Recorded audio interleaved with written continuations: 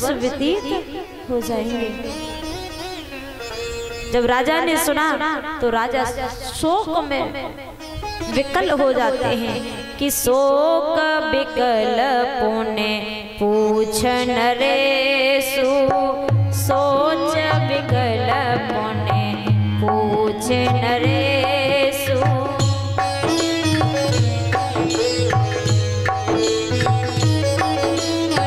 कहु सिया राम लखन उपदेशु, कह सिया राम लखन संदेशु।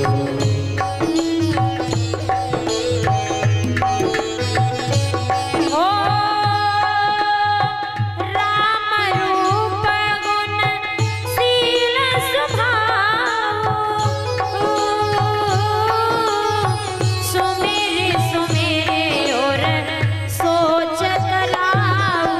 राम सिया राम सिया राम जय जय राम, सिया राम जय जय राम।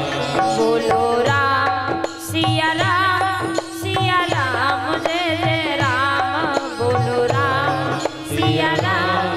सिया राम जय जय राम।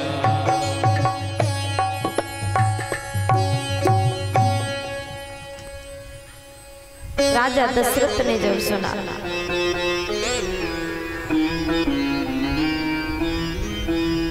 राजा दशरथ से जब मंत्री सुमंत ने कहा कि हे राजन, उनका सिर्फ एक ही संदेश है कि वो 14 वर्षों के बाद में लौट करके आएंगे। जब 14 वर्ष व्यतीत कर देंगे तभी लौट के आएंगे, अन्यथा लौट के आने वाले नहीं। अब जैसे ही राजा दशरथ ने सुना, मुख सूख गया। हे राम, हे राम। मंत्री सुमंत समझाते हैं, राजा समझ नहीं पाए। राजा दशरथ का मुख सूख गया प्यास के कारण, और प्यासे ही राजा दशरथ के प्राण निकल गए।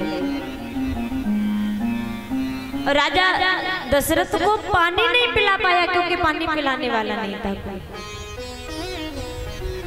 और ये राजा दशरथ को श्राप लगा हुआ था। किसका? चंद्रकला उद्याल ऋषि का, जो श्रवण कुमार के माता पिता थे। जब श्रवण कुमार अपने माता पिता को चारों धाम की यात्रा करवाने के लिए ले जा रहा था, कांधे पे रखे,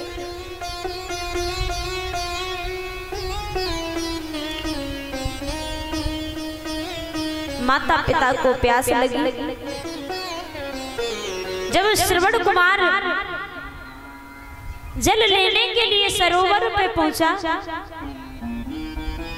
राजा दशरथ उस सरोवर की रखवाली कर रहे थे। राजा दशरथ ने सोचा कि कोई मृग आ गया, तो राजा दशरथ ने सप्तवेदी बाण चलाया। और जब सप्तवेदी बाण श्रवण कुमार के लगा तो श्रवण कुमार घायल होकर जमीन पे गिर गया। राजा दशरथ जब श्रवण कुमार को घायल देखते हैं तो गोदी में उठाया, क्षमा मांगने लगे, मुझसे भूल हो गई। श्रवण कुमार ने सिर्फ एक ही बात कही कि आज मेरे प्राण निकलने, मुझे इसका दुख नहीं है। आपने मेरे बाण मारा, उसका दुख नहीं है।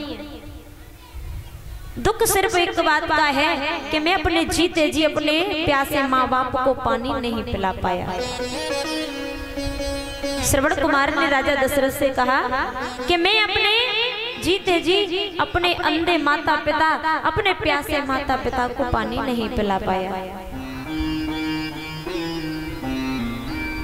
और जब श्रवण कुमार ने प्राणों को त्यागा, राजा दशरथ दूबी को लेकर के, जिस पातकों में जल है उसे लेकर के जब चंद्रकला उद्याल ऋषि के पास में पहुंचे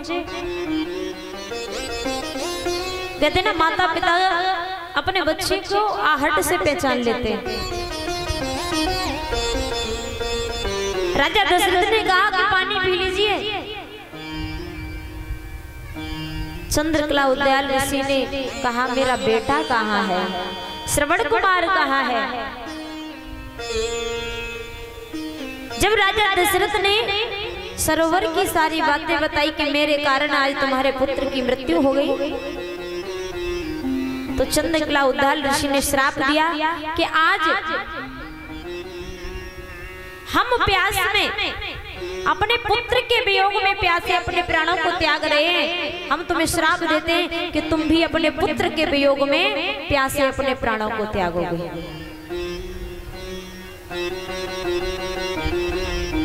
राजा दशरथ को राम का वियोग था, पुत्र का वियोग था। राजा दशरथ भी प्यासे, उधर चंद्रकला उद्याल ऋषि भी प्यासे मरे थे।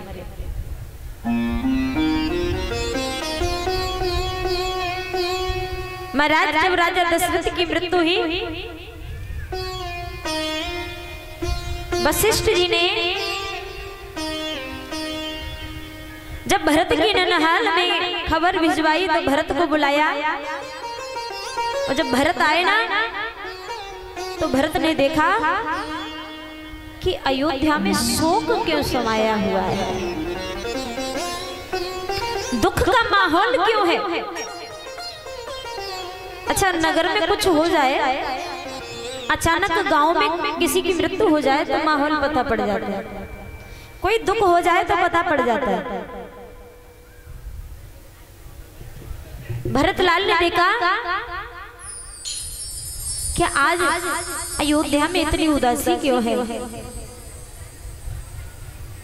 और जैसे ही कैकेयी मैया को पता पड़ा कि मेरा भरत लौट के आ रहा है, तो कैकेयी मैया ने आरती का थाल सजाया, प्रसन्नता के मारे नाच रही है, कूद रही है। पति को नहीं देखा।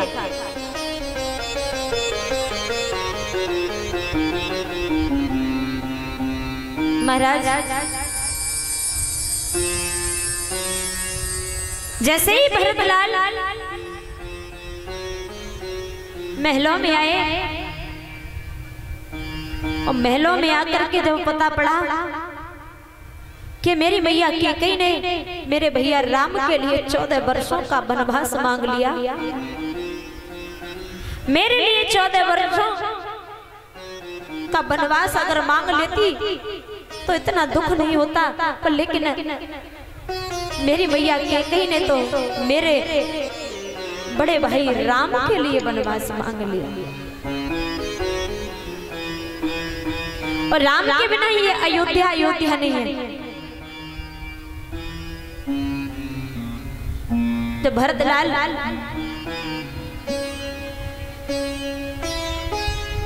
मैया कौशल्या के कक्ष में पहुंचे। मैया कौशल्या दौड़ के भरत के पास आती हैं, मूर्छित होकर के जमीन पर गिर जाती हैं।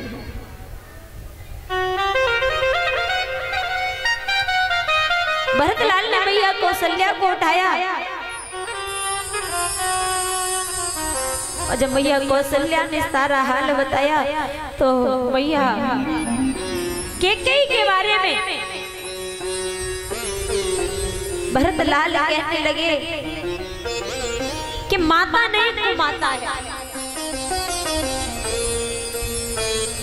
कहते हैं कि पुत्र कुपुत्र हो सकता है, पर लेकिन माता कभी कुमाता नहीं हो सकती। पर लेकिन ये मेरी माँ कैकेयी तो कुमाता बन गई, हमारे अयोध्या के लिए कलंक बन गई, जिसने मेरे भाई राम के लिए 14 वर्षों का वनवास मांग लिया।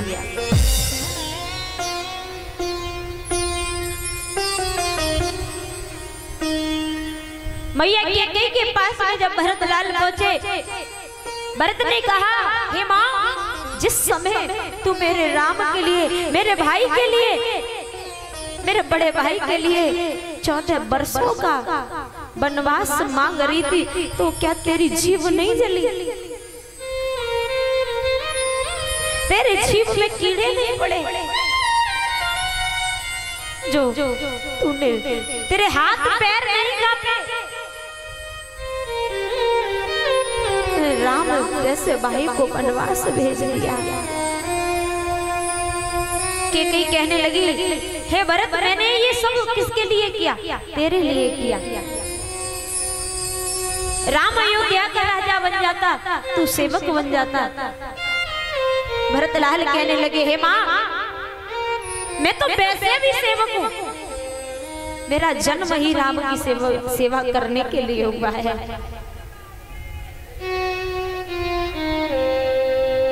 पिताजी की मृत्यु हुई, हे माँ तू माँ नहीं है। माँ का हृदय तो बड़ा बड़ा कोमल होता है,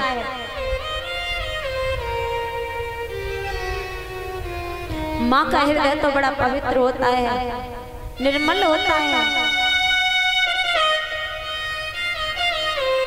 भरतलाल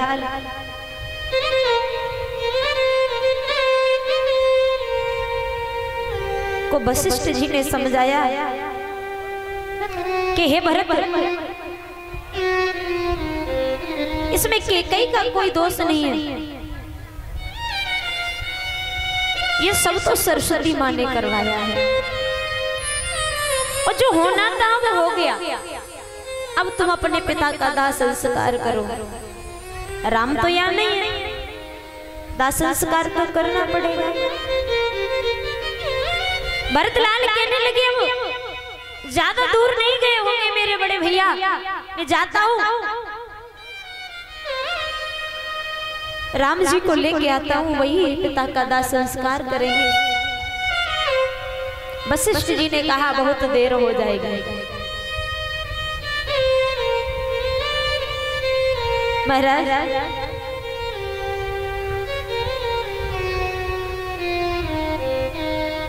बस गुरुजनों के कहने पर, वशिष्ठ जी के कहने पर भरतलाल ने राजा दशरथ का दाह संस्कार किया। क्या यही विद दाह किया सबकी